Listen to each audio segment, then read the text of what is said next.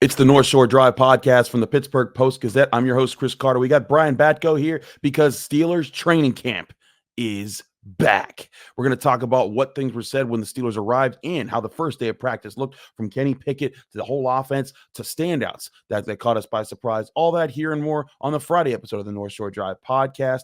Let's get into it. You are now listening to the North Shore Drive podcast, a show on all things Pittsburgh sports from the writers of the Pittsburgh Post-Gazette, hosted by Christopher Carter.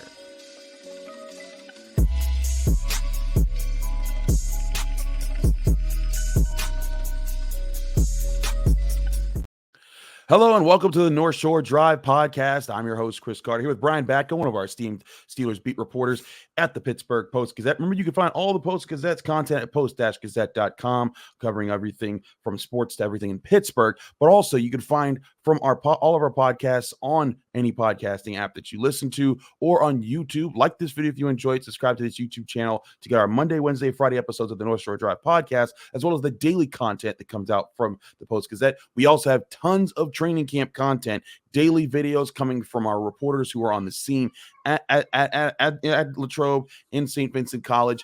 We also have plenty of other content from what we're seeing, what we're hearing there. So if you want to get all of that, subscribe to the Post-Gazette and check out our YouTube page. This episode is brought to you by Pella Windows and Doors of Pittsburgh. There's no better place to get new windows and doors installed in your home than Pella, who can save you on energy costs all year round. Schedule a free in-home consultation with your local Pella Windows and Doors of Pittsburgh to find the right product for your home and budget by giving them a call at 866-593-1560 to discuss your project further. That's 866-593-1560 to get started planning on your new windows and doors installation with Pella Windows and Doors of Pittsburgh. Brian, let's talk a little bit about what we were hearing from the Steelers when they came into town, because everyone wants to know how Kenny Pickett expects to look year two. I want to play a quick clip here from Kenny Pickett when we mobbed him as he arrived on campus on Wednesday. This was an answer he had to a question about how he expects the offense to look this year when it comes to balancing getting bigger plays. How do you envision just created? Should it be an exciting thing? Yeah, absolutely. I think it all starts with balance, like I've been saying, and getting those guys the ball in space. Like you say, I'm really excited for Cal. We got Tay and George, and the tight end room is really strong top to bottom, and all those guys do different things really well. So we need to highlight their skill set and get them the football, where they can succeed at. Kenny, Brian, it's going to be a major talking point all season long, how explosive the offense can be. How do you feel? Just seeing Kenny Pickett, talking to Kenny Pickett, and the chances we've gotten, how do you feel things might be different for him this year to actually make that a reality? I think it's human nature that he's got to have a little bit more confidence in himself, right, Chris? The way that he finished his rookie season, and not just what he put on tape, and the back-to-back clutch game-winning touchdown throws that got him a plaque in the Hall of Fame over there in Canton. But it's simply the hold that he has on the job. And this time a year ago, when it was Mitch Trubisky and we all widely expected him to be the week one starter, inherently, you couldn't feel as comfortable, I think, trying to move the offense down the field with big plays, because you've got the first round pick, 20th overall selection, sort of breathing down your neck.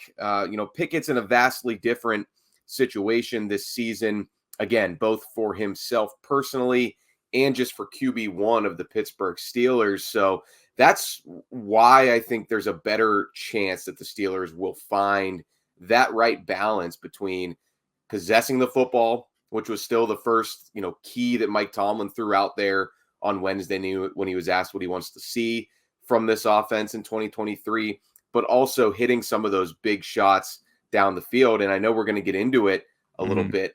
We saw at least the effort to take those kind of chunk plays in the first training camp practice on Thursday. I have to think about what days it is. It certainly doesn't feel like a Friday with us on this training camp grind.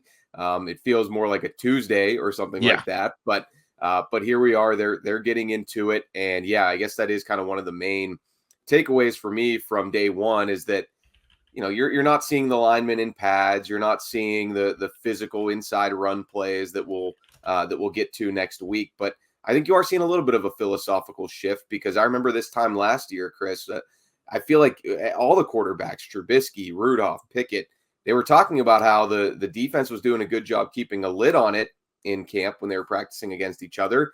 But, the other side of that is they obviously weren't taking too many calculated risks downfield in Matt Canada's second season. We'll see if that's going to change in his third year here. Well, let's also hear from Mike Tomlin, who spoke on the Steelers' arrival day on Wednesday about the offensive evolution. When we started the question about it, here was Mike Tomlin talking about the evolution of not just Kenny Pickett, but the offense as a whole. This offense evolved under year 2 with Kenny. That's a complex question, to be quite honest with you, man. We got to maintain possession of the ball. We got to maintain, a scoring pace. We got to be well balanced. We got to utilize our eligibles and their talents. We got to protect our quarterback. There's a lot of layers to that discussion, but that's why we're here. As far as Kenny goes specifically, man, this is the second lap around the track for him, like it is all our second-year players. So I think it's reasonable for them to proceed with that knowing, and that knowing to be displayed in their production and the consistency of their play. And so he's no different than any other second-year player in that regard. It's just that he's our quarterback. What does it do for the development? Questions too, and he spoke to the importance of taking and cashing in on calculated shots. The calculated shots, what goes into that calculus for you guys, and how much of it is actually about touch and feel as well, time and place in the game? Hey, you guys are digging in deep on day one.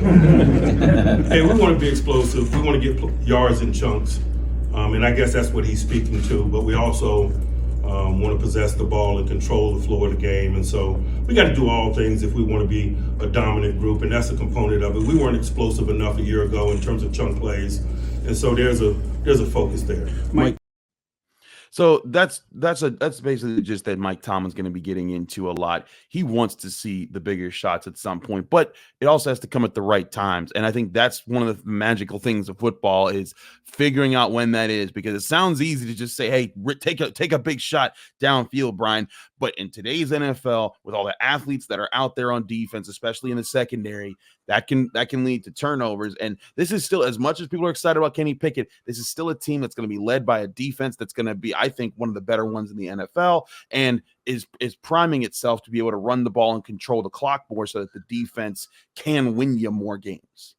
And also, find me one of the other 31 NFL head coaches who in late July aren't going to say, we want to be more explosive. I mean, right. Maybe Andy Reid isn't preaching that right now in Kansas City, but I think just about everybody else who didn't hoist the Lombardi trophy at the conclusion of last season feels like they need to be more explosive. Even if you're the Bills, and sometimes your recklessness or aggression, if you want to call it that, gets you into trouble, you still want to be more explosive, because if you can get up big on a team and put a game away early, then you don't have to worry about turning the ball over. So, I mean, yeah, I think that's nice to hear from Mike Tomlin this time of year, but I'm also kind of in I'll believe it when I see it mode a little bit. Not just the the want to have that in your offense, but also just their ability to execute it. Absolutely. We'll talk about how they executed on the first day at training camp in just a minute here on the North Shore Drive podcast from the Pittsburgh Post-Gazette. He's Brian Batko. I'm Chris Carter. But first, I want to remind you that this show is sponsored by Pella Windows and Doors of Pittsburgh. There's no better place to get new windows and doors installed in your home than Pella, who can help you save money on energy costs year-round. Schedule a free in-home consultation with your local Pella Windows and Doors to find the right product for your home and budget by giving them a call at 866-593-1560 to discuss your project further. That's 866-593-1560 to get started planning on your new windows and doors installation with Pella Windows and Doors of Pittsburgh.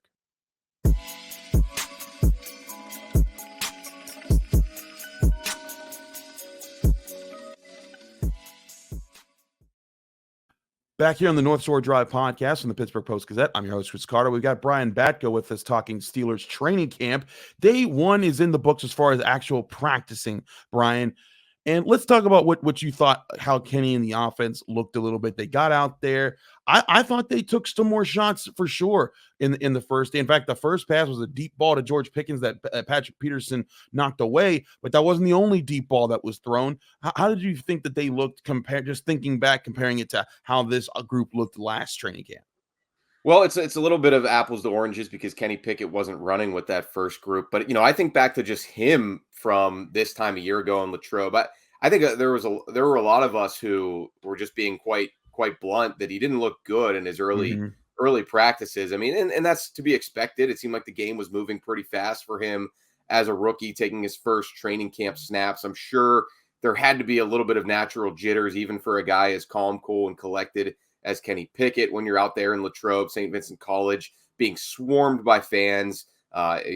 Whatever he dealt with as far as the autograph seekers and the shrieking kids last year, I think it was magnified even more this year as somebody who was standing around on the practice field when they finished up yesterday. Good luck to Kenny. His right wrist is going to be falling off if he signs every autograph every day after he's done. But he looked a lot more, I think, poised, out there this year, as you would expect now that he's got all those starts under his belt. As far as the nitty gritty of getting into some of it, yeah, I mean, they did look deep on that first play, which I think there had to be some fans in the stands who were like, what was that? What did we just see right there? Obviously it's easier to dial that up in practice than it is to take a risk like that on snap one, series one of a real game, but that's exactly why we have this time of year. So I give them credit for at least looking that way. There were some other deep balls that also had a chance, but weren't completed, weren't necessarily the fault of Pickett or the other quarterbacks. There was one from Mitch Trubisky that Calvin Austin couldn't quite haul in down the right sideline, and that's going to be an inherent challenge for a 5'7" wide receiver. Probably, if we're being honest. So these are day one kinks that you got to try to work out as an offense. And they are, like, to your point in the last segment, Chris, they are going to be trying to do it against most likely one of the better defenses in the league. And, that defense didn't have Minkah Fitzpatrick out there on Thursday. He was watching in a bucket hat, basically in the end zone, surveying everything. Along with a couple assistant coaches, but there's still a lot of guys in that unit that are going to try to make plays. Elijah Riley made a play against Mason Rudolph, but as far as that first team offense, saw some good. I'm not going to overreact to one day, right. especially since they haven't put the pads on yet. What they're doing right now is essentially just like OTAs and mini camp, an hour and a half away from the South Side. Right. They're just getting used to things out there, also getting used to the heat out there. Also, on the Minkah Fitzpatrick front, because I know some people are probably saying, Minkah Fitzpatrick was what? He wasn't practicing? Mike Tomlin dismissed it. He said this was no big deal. He said there's certain days that veterans will get off, even if it is the first day, which was something that caught us off guard. It's day one of camp, but right. Yeah, I mean, they know what they have in Minkah Fitzpatrick for sure. The other thing I will point out from, I guess we consider this a first-team offense observation. Yeah. Correct me if I'm wrong, Chris. I think I saw Darnell Washington in there on the second snap during that team period. I noticed that too. I was thinking. Yeah, came out. Yeah, they came out in 11 personnel for their first snap on that deep shot to Pickens. Allen Robinson was in the slot, if you're curious about that. But yeah, I think after that they went to 12 personnel. And it wasn't Pat Freiermuth lined up next to Zach Gentry. Unless my eyes deceive me, I'm pretty sure it was Darnell Washington, the rookie third-round pick in there. And it ended up being a strike over the middle from Kenny Pickett to Pat Freiermuth. So consider that a successful first play for the sixth lineman, even if he wasn't the guy who ended up getting the target in the catch. But that at least told me they aren't going to treat him with kid gloves from the jump here. They're going to give him some opportunities to get his feet wet and maybe even show the coaches early on how he can make an impact as a rookie. Now, when we asked Mike Tomlin about the depth chart and that guys, the alignments out there, he, of course, was just like, you guys can look into that if you want. It's day one of the training camp, blah, blah, blah. Mike Tomlin's going to dismiss every attempt of ours to try to build storylines off of who's where and what throughout especially the early part of training camp. But it was interesting to see him there. It was also interesting to see a few other things. Like there were a few times where the defense came out, and you saw Joey Porter Jr. out there on the outside with Levi Wallace, while Patrick Peterson was bumped into the slot a little bit. And as much as Mike Tomlin tried to play that down, as well as also Dan Moore Jr. being offensive tackle one or left tackle one for the first team, and Broderick Jones coming after him, as much as they're going to play that down, those are the things that we're going to pay attention to as training camp carries on, who goes where, because sure, first day might not matter as much, but this time next week, if there's any changes, we're going to be noticing them because we'll be keeping track of everything here at the Post-Gazette.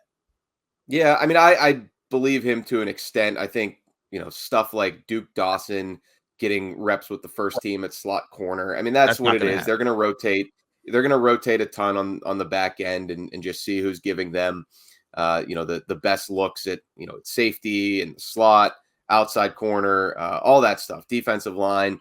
But, offensively, I put a little bit more stock into what we've seen. Clearly, Dan Moore is starting atop the totem pole at left tackle as expected. It's not like, Tomlin can say it, don't read too much into it, but, we didn't see Jamarcus Bradley and Des Fitzpatrick out there as the first wide receivers. So, yes, it does matter to some extent who the coaches have decided to put out there to begin this plan of things. And I don't know about you, it is nice that we don't have to worry too much about the quarterback reps again like we were doing this time a year ago. I mean, not just the easy part was tracking them. The hard part was finding any possible way to get Mike Tomlin to shed some sort of light on the reasoning behind it. So I think us, him, Steelers PR, we're all glad that chapter is behind us. So we'll see. I'm certainly eager and curious to get a look at when they feel like it's time to start assimilating Broderick Jones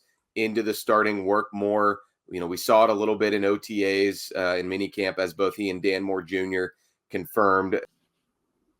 And Chukwueze Okorafor is one of those vets too, Chris. He might get a maintenance day or a veterans rest day at some point here, and that would be a natural or organic measure to sort of get Broderick Jones in with the first team at left tackle, give Dan Moore a day at right tackle. And, those are the types of personnel decisions that Mike Tomlin and his assistants are working on and evaluating every night when they watch the film. Omar Khan mentioned that too on Thursday, that it's, they want to see how everybody progresses from one day to the next. So no matter what he tells us in the post-practice press conference settings, they'll be digging deep on all that stuff and using it as a way to decide how they want to approach things at every level, really, first, second, and third team.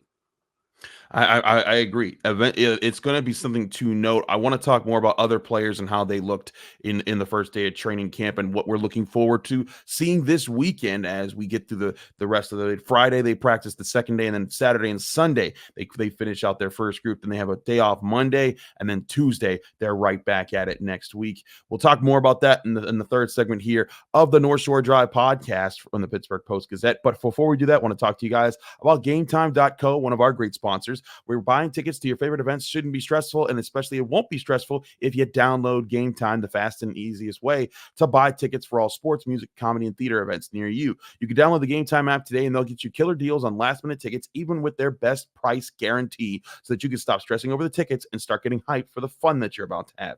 Game Time is an app you can download right to your phone or mobile device. You can also go to the website gametime.co, and you can get exclusive flash deals on anything from football games, basketball games, baseball games, concerts, comedy, theater events, and more. The Game Time guarantee means you'll always get the best price. So if you go to to the event that you bought tickets for with Game Time, and you find somewhere else had better price, had a lower price with the same section and same row for less somewhere else, you can get Game Time to get you 110% credit of the difference between those tickets. Snag the tickets without the stress with Game Time. Download the Game Time app, create an account, and use code PITTPIT for $20 off your first purchase. Or go to their website, gametime.co. Terms and conditions apply. Create an account and redeem code PITTPIT for $20 off. Download Game Time today. Last minute tickets, lowest price guaranteed.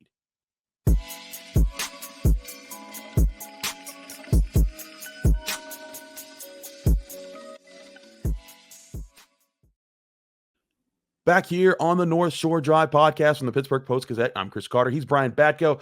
Brian, let's step away from Kenny Pickett and the part of the things we talked about here. who were some of your standouts from just day one that you were just like, that just caught your eye, as far as maybe some guys that don't normal, that you were kind of like wondering, okay, who's going to poke out in the first day? Yeah, I mentioned him earlier. Elijah Riley had the first pick of camp. I don't think I had that one predicted. Right. But he he kind of dropped and got the read on Mason Rudolph's eyes and picked one off over the middle. I think he was in the slot corner position at that time. So good for him. I mean, he's a guy with an NFL resume. He was with the Jets 2 seasons ago before the Steelers claimed him on waivers, actually after camp last year. So this is his first time in Latrobe. Was mostly on the practice squad last year, got promoted once or twice. So he's fighting for a role in that secondary, and getting your hands on a ball doesn't hurt.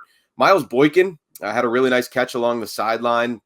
He's another guy who I don't think there's anything guaranteed for him, but we know what he can do on special teams. Was arguably their best player in that regard last year. Anything he can do receiving wise will only help his cause to make this roster. And the last one that I'll mention is another wideout who he seems to just be very reliable in these settings. And he hasn't got a ton of chances in the NFL level, but Cody White is somebody who's just dependable. He had a couple tough catches down the stretch yesterday, late in practice. He's not, and I still don't think he's in a good position to end up making the 53, but we're just talking about guys who stood out in one day. And, those are a few who made noticeable plays to me. They'll have to keep it going if they want to increase their chances of being on the roster, but we'll at least give them some credit because they're doing it when the bright lights are shining, so to speak, with a bunch of fans in the stands. Absolutely, because if fans are going to be talking about it, they're going to see it, and there's a bit of a show there. And there's also, like you said, there's pride on the line as well as futures on the line for if they want to earn a job. Cody White, Miles Boykin, both guys that are not guaranteed spots on this depth chart right now. I think that wide receiver is one of the trickier positions to predict as far as how it's going to play out, because they went and got guys like Des Fitzpatrick, who I also thought looked decent for a first day in training camp, on some catch and runs. And again, no pads on, no one was allowed to get lit up. And Mike Tomlin even said it's natural for the skill guys to stand out in this environment. So, Deontay Johnson had a great catch down the sideline. A little bit of a scary moment, too, when he was hobbled a little bit. It looked like he landed awkwardly on his left leg. But crisis averted when he came back in a play or two later. That's one of those moments that you're just like, all right, scale back his reps, especially on day one, and we don't have to worry too much about seeing these guys. But that, just to bring up kind of another subject here, that is another fine line for Tomlin to walk with this young offense, I think, is every rep that you can get with Kenny Pickett, George Pickens, Deontay Johnson, Najee Harris, and the linemen all kind of working together. That's helpful in the long run, but you do so have to weigh that risk reward of preseason snaps. You're putting your young starting quarterback in harm's way. You're putting your receivers in harm's way. Maybe Tomlin will address that at some point, but that's something that he's got to consider through these early stages of the team development process. No, I agree entirely. You look across the NFL, the first day, or well, not the first day for everybody, but Thursday was a scary day for a lot of teams. Jalen Ramsey had a knee injury, which led to meniscus surgery, and he's out for 6 to 8 weeks. So that's going to play into the season for the Miami Dolphins. And they went and got Jalen Ramsey to pair with Xavier Howard to make an elite cornerback pair, maybe the best cornerback pair in the NFL as far as on paper talent. And then the scariest one was Joe Burrow, who went down kind of just on his own, was trying to run, and something happened when he was trying to scramble. Then he had to get carted off. Zach Taylor, the head coach of the Bengals, said it was just a calf injury, but they're trying to get more information. Some people are worried that it could be an Achilles tendon injury. That would be terrifying for the Cincinnati Bengals. This has kind of been pegged as maybe their biggest chance at saying this is their year to overtake the Chiefs, as they were very close to doing so last year. And we're in the Super Bowl the year before that. We still don't know details on that, but you see that across the board. And Brian, I think everybody's kind of like, you still have to practice. You can't not practice in training camp, but it's kind of like load management in the NBA. You got to pick and choose, especially for some of your better veterans, when you want to give them time off so that they're not, grinding themselves up, especially in the hot summer sun where things are a little bit hotter this time of the year than they are normally. Yeah, you can see Chris and I both have the light shirts on because as soon as we get done, we ain't wearing black out there. done recording for we're both going to head out to Saint Vincent College. And yeah, I mean, yesterday was not pleasant. And I think today might be even tougher. You know, if you've never been there, if you're one of our out of town listeners who hasn't made the training camp trek, ain't no shade around. None. Field. I mean, it is just it is a valley down, or excuse me, Chuck Knoll Field is just a valley down there. And we were standing, I had Rooney on the mind because we were standing outside Rooney Hall on Wednesday for report day, and it was also hot and sunny, but there were at least like a couple little pockets of shade. The best you can do at Chuck Knoll Field is, you know, there are a few tents around the field, but they aren't necessarily for the average everyday people. You've probably got to be working for the Steelers or playing or have some nice VIP passes to get under one of those tents. So it's hot out there. People are going to be baking. There was one heat-related issue on Thursday, tight end Rodney Williams. That probably won't be the last that we hear of a guy dealing with dehydration or anything like that. So knock on wood that all those guys stay healthy. But yeah, it's going to be hot. You're going to have a lot of guys rotating in and out to take on those reps. And somebody else who I think is going to play a lot of reps based on a few factors, the position he's at, because there are two well-compensated guys in front of him, and a third who's a vet and been around this league a long time, but also he's known for having a motor. He's trying to make as many plays as possible to carve out a role for himself. That's rookie fourth rounder Nick Herbig. And I noticed the ball in the pocket a lot again yesterday. I thought he was somebody who in OTAs and minicamp was difficult to block, again, in this setting with no pads, contact a little bit limited, playing with a governor on, as Mike Tomlin put it on Thursday. But Nick Herbig is somebody who his burst off the snap is everything it was cracked up to be at Wisconsin. So I think he will be a thorn in the side of various offensive linemen this summer. No, I agree. Nick Herbig, I thought he actually had a little bit of a standout day for a day in non-pads, but I saw him kind of using some good pass rush moves to get into the backfield. But again, it's tough to judge those when the shoulder pads aren't on and they can't be the full engaging from the offensive line. Right. But and at his size, we knew the pass rush skills would be good, but can he hold up against the run? You know, that's something that you won't really know. Probably, you know, you'll see some of it. You'll see glances of it in camp, but I think those preseason games will be crucial for him in that regard when you're playing against guys in different colored jerseys. Certainly will be. We'll be keeping you up to date throughout the weekend from the Pittsburgh Post-Gazette. Stay tuned to this channel because we do have updates on our YouTube page with short videos from Brian, Jerry, and Ray as they're out there in Latrobe. We'll also have uploaded videos of different things where we get moments with players and coaches. We have Mike Tomlin's press conference from yesterday where he talked about Minka Fitzpatrick and the way that they were practicing the first day. So if you want to get that, that's on our YouTube page as well. You can also get basically, a lot of different times we talk to somebody or we see something on the field, we'll try to get it there. We can't put everything out there. We can go around a lot of the film things like when they're doing teamwork. But if you want to get all the training camp covers, the best place is post-gazette.com or the Pittsburgh Post-Gazette's podcast and YouTube pages. Check out those for all our great content. Brian, thanks so much for joining me here on the show and doing a full one with me here. We got a lot more of these to go before we're out of the hot sun of Latrobe. But hey, if you're coming to Saint Vincent College, don't be afraid to say hi and hit us up. We're more than happy to say hello to fans of all the work that we work hard on. We appreciate you all for tuning in when we're doing this work. Brian, thanks again for joining me here. Thank you all for joining us here on the North Shore Drive podcast. Remember, this was brought to you by Pella Windows and Doors of Pittsburgh and GameTime.co. Thanks again. We'll be back on Monday recapping what we saw over the weekend right here on the North Shore Drive podcast from the Pittsburgh Post-Gazette. Thanks for tuning in to another episode of the North Shore Drive podcast of the Pittsburgh Post-Gazette. If you're watching this video on YouTube, please like the video and subscribe to our YouTube channel. For 6 months of digital access to post-gazette.com for just $6, click the link down below in the description.